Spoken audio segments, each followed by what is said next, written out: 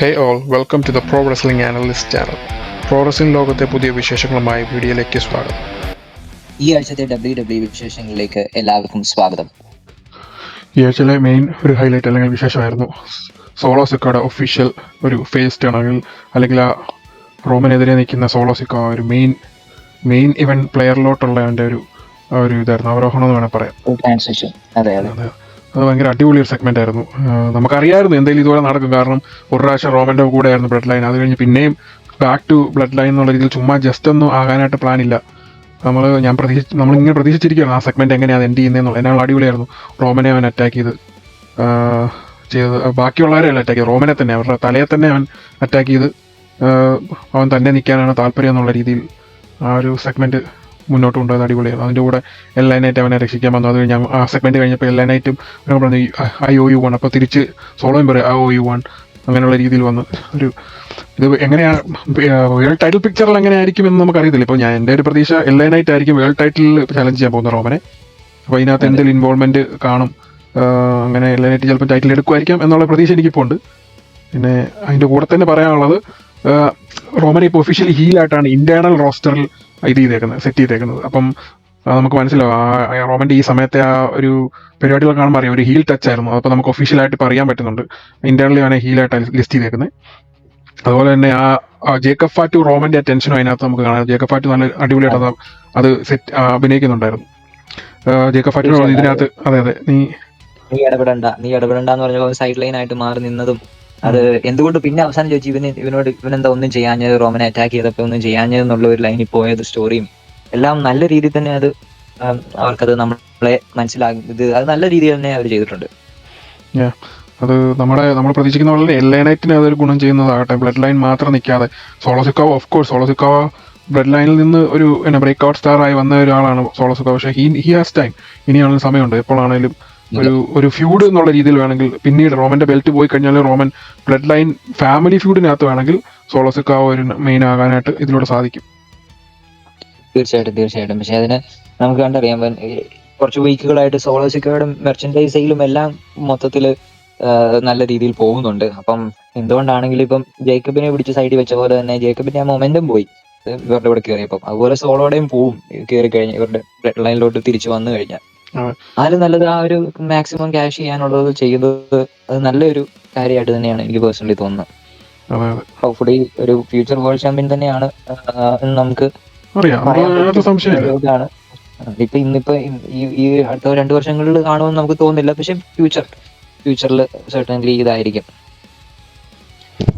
അതുപോലെ തന്നെ നമുക്ക് ഇനി ഒരു സാമി സെയിന്റെ ഒഫീഷ്യൽ ഹീൽ ടേൺ ആണ് സ്മാക്ക് ഡൗണിൽ നടന്നത് ലാസ്റ്റ് ഫ്രൈഡേ. CM Punkന്റെയും കെവിൻ ഓവൻസിന്റെയും മാച്ചിൽ സാമി കെവിൻ ഓവൻസിനെ ഹെൽപ്പ് ചെയ്യാൻ വേണ്ടി വന്നു.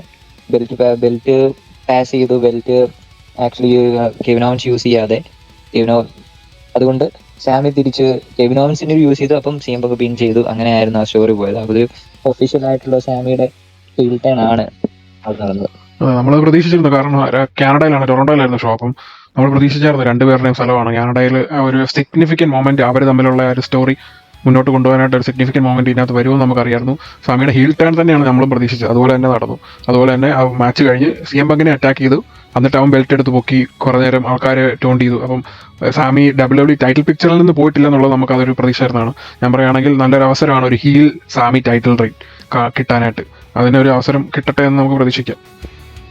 തീർച്ചയായിട്ടും അത് നമുക്ക് വരുന്ന വീക്കുകളിൽ നമുക്കറിയാം ഇത് ട്രിപ്പിൾ ത്രെട്ട് ആയിട്ട് പോവോ അതോ എന്താണ് ഇതിനിടയ്ക്ക് നടക്കാൻ പോകുന്നത്. അപ്പൊ അതിന്റെ പോലെ തന്നെ വേൾഡ് ടൈറ്റിലിന്റെ ഒരു ഇതും പ്രത്യേകിച്ച് നമുക്ക് പറയേണ്ടത് കോഡി റോഡ്സും റാൻഡി ഓർട്ടണിന്റെയും സാറ്റർഡേ നൈറ്റ് മെയിൻ ഇവന്റിൽ അനൗൺസ് ചെയ്തിട്ടുണ്ട് അല്ലെ. അതെ, ഇതിപ്പോ ഇടയ്ക്കൊക്കെ ഉള്ള സംഗതി പോലെ അല്ലേ, ഇതിപ്പം സാറ്റർഡേയും സൺഡേയും എല്ലാം മാറി ഇപ്പൊ അതൊരു വെറും മെയിൻ ഇവന്റ് ആയിട്ട് പിന്നെ പോകുമെന്ന് തോന്നി ഇങ്ങനെ പോയാ.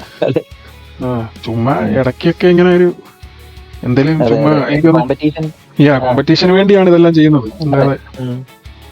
അപ്പൊ അതിനകത്ത് അവർ പറഞ്ഞത് നല്ലൊരു സെഗ്മെന്റ് ആയിരുന്നു, പ്രോമോ സെഗ്മെന്റ് ആയിരുന്നു. സ്മാക്ക് ഡൗൺ കൂടുതലും റെസ്ലിംഗ് മാച്ചസിനേക്കാളും കൂടുതൽ പ്രോമോ സെഗ്മെന്റ്സ് ആയിരുന്നു. അപ്പൊ ഇവരുടെ ആയിരുന്നു ഒഫീഷ്യൽ ആദ്യം തുടങ്ങിയത് ഈ പ്രോമോയിലാണ്. റാൻഡി പറഞ്ഞു, ഞാൻ നിന്നെ ഒരിക്കലും ഇനി അനുവദിക്കത്തില്ല, മറ്റേതാ മറിച്ചതാ, റാണ്ടിയെ നീ നീ നീ ഒന്നും ചെയ്തില്ല, ഞാൻ ചതിയനായിട്ടും ഞാൻ ലെജൻഡ് കില്ലർ ആയിരുന്നു, എനിക്ക് ആ സൈഡിലോട്ട് ഡാർക്കർ സൈഡിലോട്ട് പോകാൻ എനിക്ക് പേടിയില്ല, പക്ഷേ കോടി നീ ലെജൻഡിനെ കില്ല് എന്ന് പറഞ്ഞാൽ നീ അതിനെ ആക്ട് ചെയ്തില്ല, നിനക്ക് അങ്ങോട്ട് പോകാൻ ഒരു മടിയുണ്ട്, പക്ഷെ ഞാൻ അങ്ങനെ അല്ല എന്നുള്ള രീതിയിലൊക്കെ പറഞ്ഞ് അങ്ങോട്ടും ഇങ്ങോട്ടും അലമ്പായി അടിയുടെ വക്കത്തെത്തിയപ്പോഴാണ് നിക്കോൾസ് പറയുന്നത്, നിങ്ങൾ തമ്മിൽ ഫിസിക്കൽ ഓൾട്ടർക്കേഷൻ പാടില്ല, സൺഡേ നൈറ്റ് മെയിൻ ഇവന്റ് വരെ നിങ്ങൾ പാടില്ല, ആരിലും ഫിസിക്കൽ ഓൾട്ടർക്കേഷൻ ഇൻവോൾവ് ആയാൽ അവർക്ക് ഇനി ഒരു കാരണവശാലും WWE ചാമ്പ്യൻഷിപ്പിന് ചലഞ്ച് ചെയ്യാൻ പറ്റത്തില്ല. അപ്പോൾ അതുകൊണ്ട് അവർ അങ്ങനെ ഒരു ഇതാക്കി. അതെ അതെ, അതിപ്പം നമുക്ക് കണ്ടറിയാം ഇപ്പം ഇവരുടെ എങ്ങനെയായിരിക്കും ഇവർ ഗോൾഡ് ടൈറ്റിലില്. എനിക്കൊന്ന് ഇനി കോടി ഒന്ന് മാറി നിൽക്കണം സംഭവം, ഇത്ര നാളായി ഇങ്ങനെ തുടങ്ങാനായിട്ട്. ഇപ്പം റാൻഡി ചാമ്പ്യൻ ആവുമെന്ന് നമ്മൾ പ്രതീക്ഷിക്കാം, പക്ഷെ എന്നാണെന്നറിയില്ല. ഇതുപോലെ ഇപ്പം ബാക്കിയുള്ള ചലഞ്ചേഴ്സും ഡിസർവ് ചെയ്യുന്ന ഒത്തിരി ആൾക്കാർ ഇപ്പോൾ റോസ്റ്റേഴ്സിലുണ്ട്. അപ്പം അതുകൊണ്ട് നമുക്കറിയില്ല ആ സ്റ്റോറി എങ്ങനെയായിരിക്കും അവർ മുന്നോട്ട് കൊണ്ടുപോകുന്നത്. പക്ഷെ ഈ ഒരു റൈവലറിയുടെ നല്ല രീതിയിൽ തന്നെ പോട്ടെ. അതെ, അത് തുടക്കത്തിന്റെ റയൽറിയുടെ തുടക്കമാണ്. റെസ്ൽമേനിയ കോടി ജയിച്ചു. അപ്പൊ ഇനി അടുത്ത മാച്ചും കൂടെ കോടി ജയിച്ചാൽ പിന്നെ റയൽറി മുന്നോട്ട് പോകാൻ പറ്റത്തില്ലല്ലോ. അതുകൊണ്ട് അടുത്ത മാച്ച് മിക്കവാറും റാൻഡി ജയിക്കും. അത് വിഷ്യസ് ആയിട്ടുള്ള റാൻഡി ആയിരിക്കും നമ്മൾ കാണുന്നത്. എന്നിട്ട് ചിലപ്പോൾ കോടി കുറച്ച് നാളത്തേനെ ഒന്ന് ഔട്ട് ആവുമായിരിക്കും, കുറച്ച് നാളത്തേന് മാറി ഇഞ്ചുറി സെല്ല് ചെയ്യുന്ന പോലെ. എന്നിട്ട് പിന്നെ കോടി ഒരു വിഷ്യസ് സൈഡിലോട്ട് തിരിച്ചു വന്ന അവർ തമ്മിലുള്ള ഒരു മാച്ച് ചിലപ്പോൾ റെസ്ൽമേനിയയിലോട്ടോ അല്ലെങ്കിൽ റോയൽ റംബിളിലോട്ടോ ഒക്കെ സെറ്റ് ചെയ്യാൻ പറ്റുമായിരിക്കും ഹോപ്പ്ഫുള്ളി. പിന്നെ അതുപോലെ തന്നെ ഇതിൽ നടന്ന ഒരു ഇതാണ്, ഷിൻസ്കെ നാക്കമോറയുടെ ഫ്യൂ വീക്സ് ആയിട്ട് MFTയെ ചലഞ്ച് ചെയ്യുന്നുണ്ട്. MFTയുടെ പുറകിലാണ് ഷിൻസ്കെ നാക്കമോറ ടീം ടൈറ്റിൽസ് എടുത്തു തുടങ്ങിയപ്പോഴത്തേക്ക് ഇതിന്റെ നെക്സ്റ്റ് ചലഞ്ചർ ഷിൻസ്കെ നാക്കമോറയും ഒരു മിസ്റ്ററി പാർട്ണറും ആണ് എന്ന് ഷിൻസ്കെ നാക്കമോറ ഓൾറെഡി പറയുന്നുണ്ടായിരുന്നു. 2-3 പ്രോമോസ് ഓൾറെഡി ഇട്ടു. ഇപ്പം കഴിഞ്ഞ വീക്കിൽ ആരാണ് ഷിൻസ്കെ നാക്കമോറയുടെ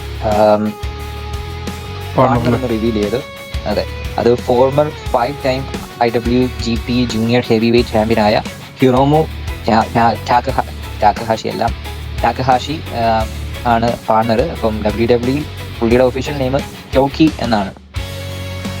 ക്യോക്കിക്ക് എന്തോ അർത്ഥവും കാര്യങ്ങളും ഒക്കെ ഉണ്ടല്ലേ, അവര് ജപ്പാൻ എല്ലാ പരിപാടിയും അങ്ങനെയാണല്ലോ. അതെ, ഇൻസാനിറ്റി അല്ലെ മാഡ്നസ് എന്നാണ് അതിന്റെ പേര്.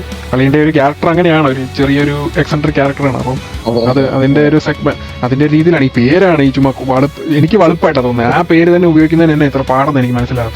ആൾക്കാർ ഓഫ് കോഴ്സ് WWEക്ക് വരുമ്പോൾ അവരുടെ സ്വന്തമായിട്ട് മെർച്ചൻഡൈസ് സെല്ല് ചെയ്യണം, അവരുടെ അതെല്ലാം വെക്കണം. അതുകൊണ്ടാണ് അവർ ഈ പേരുകൾ മാറ്റുന്നത്. പക്ഷെ പേര് മാറ്റുന്നതന്നെ അവരുടെ ക്യാരക്ടറിനോട് ചെയ്യുന്ന വലിയൊരു ഇതാ തെണ്ടിത്തരം. അത് കാരണം കുഴപ്പമില്ല. ഇവരൊക്കെ എങ്ങനെ ആയിത്തീരും നമുക്ക് കണ്ടറിയാം. കാരണം നമുക്കറിയാം ജാപ്പനീസ് റെസ്ലേഴ്സ് WWEയിലോട്ട് വന്നിട്ട് ഒരു നല്ല നിലയിൽ എത്തിയത് എനിക്ക് തോന്നുന്നു ഇയോ സ്കൈ ആസ്ക മാത്രമേ ഉള്ളൂ. ഷിൻസ്കെ നാക്കമോറയാണെങ്കിൽ പോലും മെൻസിന്റെ ഡിവിഷനിൽ ഇതുവരെ ഒരു വേൾഡ് ചാമ്പ്യൻ പോലും ആയിട്ടില്ല.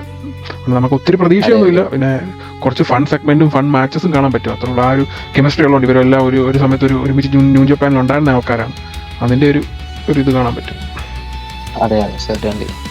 പിന്നെ നമുക്ക് അതിന്റെ കാര്യം പറഞ്ഞപ്പോഴത്തേനാണ് നമുക്ക് പറഞ്ഞുകൂടാൻ പറ്റാത്തൊരു സംഗതി പറയുന്നത്, ഇലിയ ഡ്രാഗനോവ് ഡിപ്പാർച്ചർ WWE. അതായത് ഇവൻ ആഫ്റ്റർ റോയൽ റംബിൾ കഴിഞ്ഞിട്ട് പിന്നെ നമ്മൾ പുള്ളിയെ കണ്ടിട്ട് പോലും അല്ലേ. റോയൽ റംബിൾ കഴിഞ്ഞപ്പോഴത്തേനും മാഞ്ഞു പോയതാണ്. അപ്പം നമ്മളോർത്ത് എന്താ ഈ സംഭവം പുള്ളി US ടൈറ്റിലോട്ട് വരുമെന്നുള്ള ഒരു പ്രതീക്ഷയിലായിരുന്നു ഇരുന്നത്.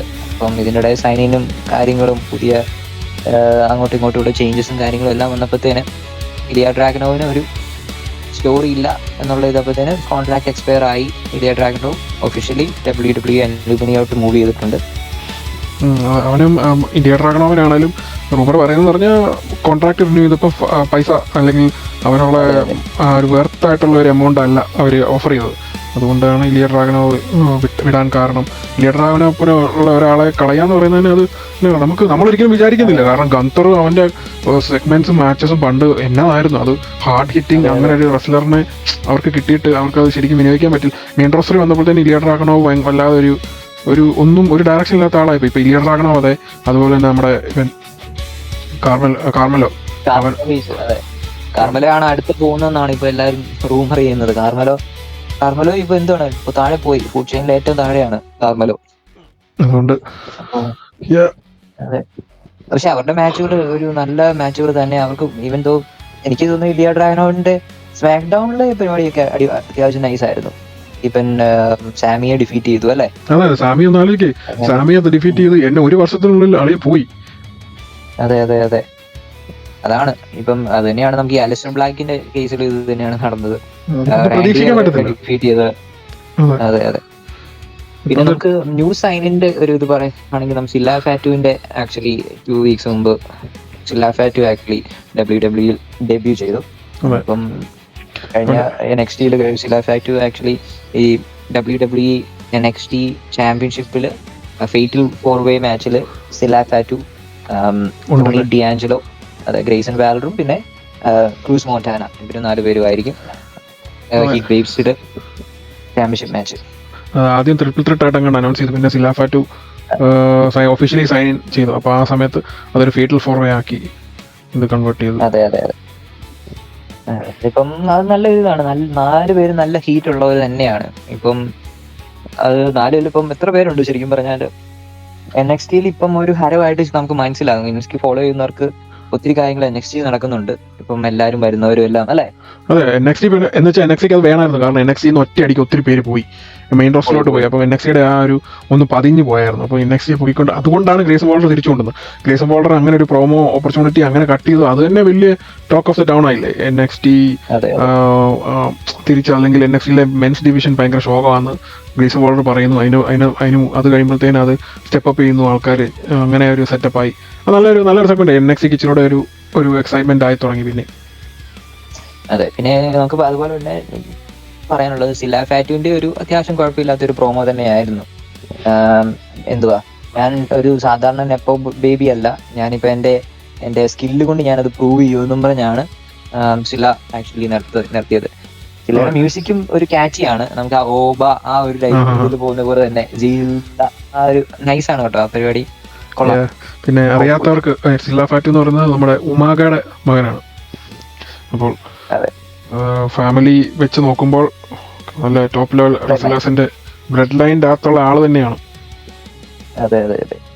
അതില് പിന്നെ ഒരു കാര്യം പറയാന്ന് വെച്ചാല് സില്ല ആക്ച്വലി സില്ലയുടെ ക്യാരക്ടർ ശരിക്കും പറഞ്ഞാൽ ബാക്കി മറ്റേ ഹൗസ് ഓഫ് ഇതിനു മുമ്പ് ഉണ്ടായിരുന്ന ഇൻഡിപെൻഡൻസിലെ ഇൻഡീസിലെ ക്യാരക്ടർ അല്ല സില്ല. ഇപ്പം ഇതായിരുന്നു ഒരു ടൈപ്പ് റോക്കിന്റെ ക്യാരക്ടറാണ് ശരിക്കും പറഞ്ഞാൽ ഇപ്പം അവര് NXTയിൽ സില്ലയെ കൊണ്ട് ചെയ്യിപ്പിക്കുന്നതാണ് എനിക്ക് തോന്നിയത്. എനിക്ക് വൺ സിമിലാരിറ്റി തോന്നിയത്, ഈവൻ ദോ റോക്കിന്റെ ആണ് അവർ ഉദ്ദേശിക്കുന്നത്, എങ്ങനെയാണോ റിക്കി സൈൻസ് NXTയിലോട്ട് വന്നത് ആ ഒരു സെയിം വകുപ്പ് തന്നെയാണ് അവരെടുത്ത് പോയിട്ടിരിക്കുന്നത് സില്ലയ്ക്ക്. അത് ഡ്രസ്സിംഗ് സ്റ്റൈലും ഷർട്ട് ഓപ്പൺ ചെയ്തുള്ള ഡ്രസ്സിംഗ് സ്റ്റൈല്, പിന്നെ ആ കണ്ണാടി എല്ലാം ഉണ്ട്. നമ്മൾ പണ്ടേ പറയുമായിരുന്നു റിക്കി എന്ന് പറയുമ്പോൾ റിക്കി സാക്സ് അല്ലെ സെയിൻസ്, അവൻ ആദ്യം തൊട്ട് നമ്മൾ ഒരു ലൈറ്റ് റോക്ക് എന്ന് അവനെ പറയുന്നത്. കാരണം ആ ഒരു ഷേപ്പ് ഉണ്ട്.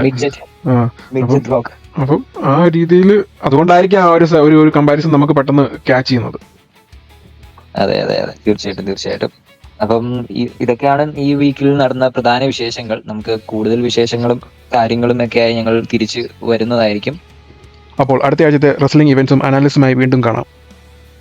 Thanks for watching with flower wrestling analyst.